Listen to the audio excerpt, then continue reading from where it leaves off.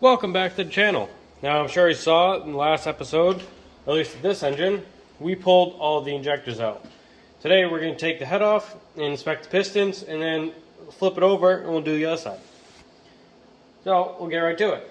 Now what you're going to want to need, or to at least have, when you're pulling any motor down, is one, a decent surface to lay everything out on, and baggies. You want to label everything. That way, even if you don't know the correct term, at least throw something on there so that you would know, and that way you can put it back together without losing a bunch of stuff. So, without further ado, let's break right into it. So first thing I'm going to do here is finish taking out the injector Holddowns. Now, you only need to pop out the bottom one to actually remove the injector, and the top one is just to kind of hold that that sleeve.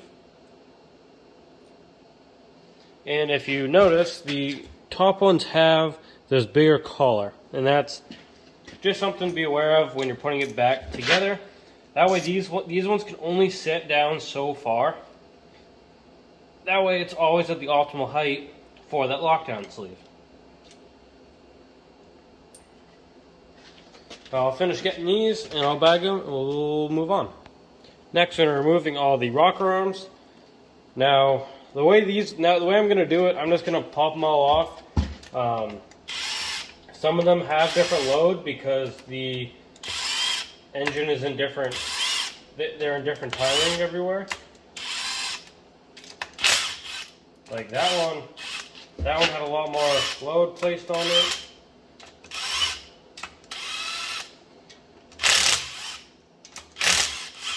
Like so did that one. Now I'm sure there's a better way, but me personally, I don't care because I'm not going to reuse this motor. It's just going to be a parts motor, so I don't really care about trying to swing everything, because I don't know if technically you're supposed to rotate everything to either so that it has no load when you're removing these. But anyway, you're just going to want to either keep them all as a unit or separate them all, because as you can see in each of these rockers, between the two bolts, which are also 8mm like the injectors, but there's a ball bearing and there's this clip, and you just kind of want to keep them all together a little easier this way, so you don't have to rebuild them next time you put them back together. So after you remove your rockers, you then can just pull out all your push rods. Now these are good to go put on a flat surface and then kind of roll them, and roll them like with your hand over them, sort of doing like that, and see if they have any humps or a walk in them, because you want these to be straight, that's for sure. I'm going to go throw all these in a towel, and then we'll move on to pulling out the glow plugs.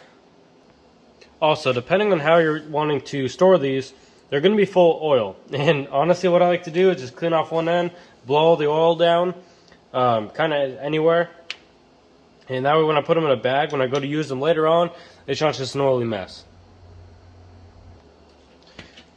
Check how much oil is still in these. Clean off that end. That one's pretty good now.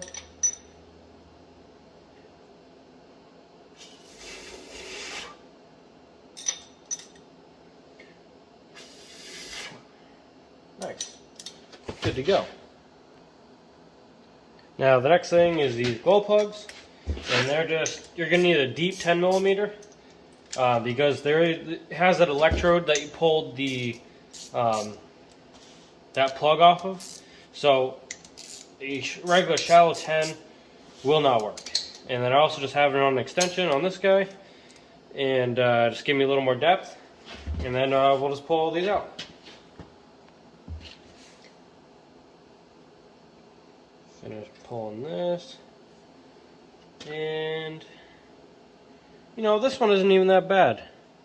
Don't mind the oil mark, but oh no, that's a decent looking glow plug right there.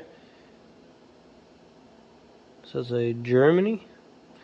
I think it does. That's cool. Pull these and I'll throw them on a rag. Next thing we're going to pull off are the head bolts.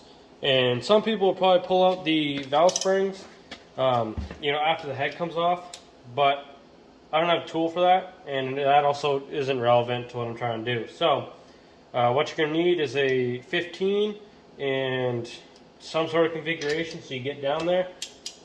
Now I want to say protocol is center and then you work your way in a circle on the way out, or it's the reverse and you work your way outside till the center. I'm going to go center the way out, sort of the same way I torque them down. It just seems like the right thing to do to me, but I've been wrong before.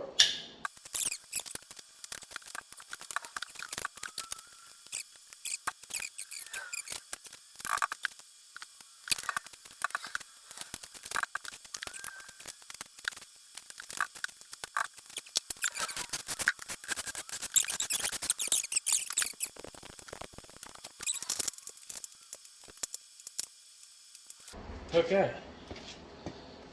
so now that we're here, I can unchain because using the forklift to move the motor around. So now I can unchain this hook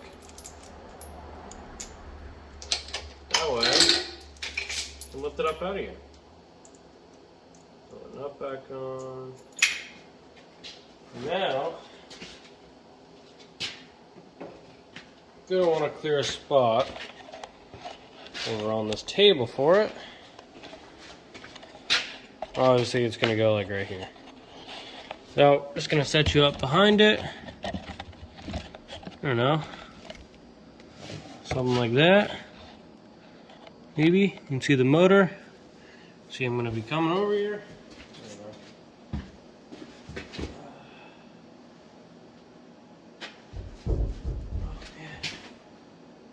I might need to take them out and break this off.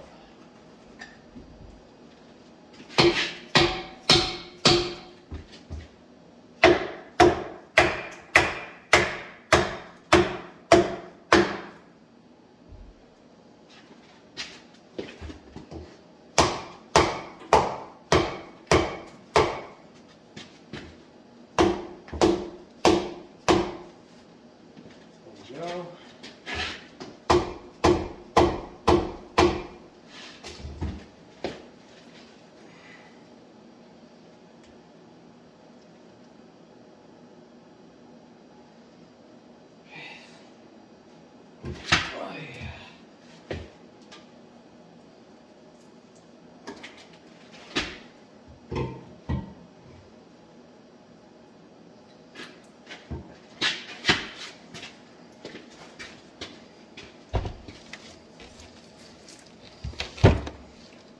Okay, this is obviously the head gasket. Yeah, that thing's real sticky. Okay, we'll leave it on for a minute while we go inspect all the pistons. And then we'll come back and look at those valves are nice and good. Now, you can see that the one of the layers of the head gasket just ripped right off with it. But those pistons look good for what they are. A little bit of oil. Now all this oil is from those push rods. I put them in this cylinder. I just put them in the injector hole. Obviously they all leak down into there. But at least this side looks good. So I guess we'll do the same over there. Well, our luck has officially run out with this motor already. One of these pistons did not like it.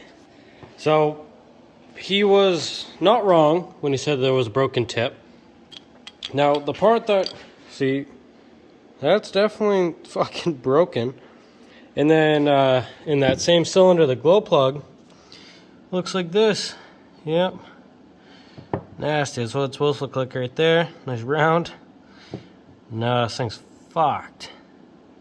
So that's the back glow plug. Now what I don't understand, this is the only injector that doesn't look new.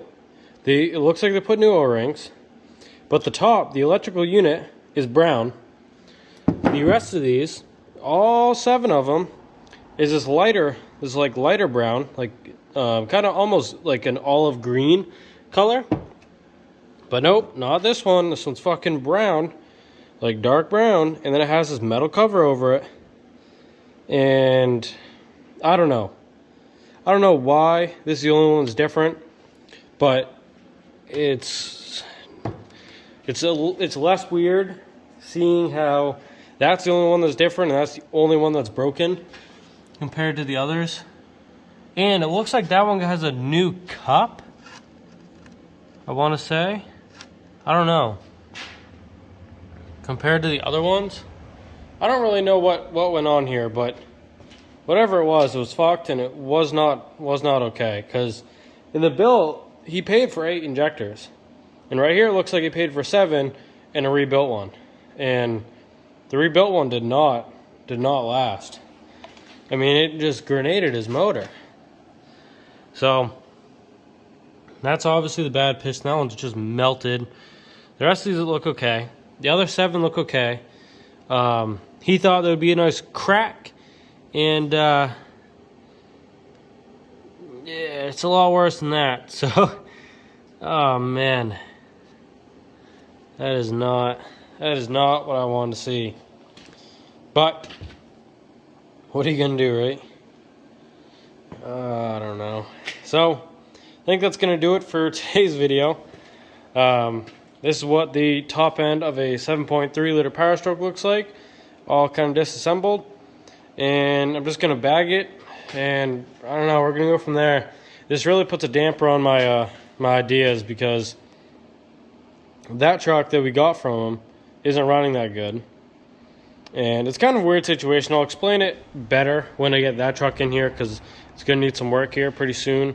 When I get that, I'll tell the whole story of the truck when it gets in here. For now, thanks for watching, guys, and let me know if you want to see the lower half, I guess, and maybe I'll just pull that stuff apart. I don't know. Thinking maybe I'll just leave this part together and then I can just store it easier, but yeah, whatever. Anyway, thank you for watching, and hope you guys have a great rest of your day.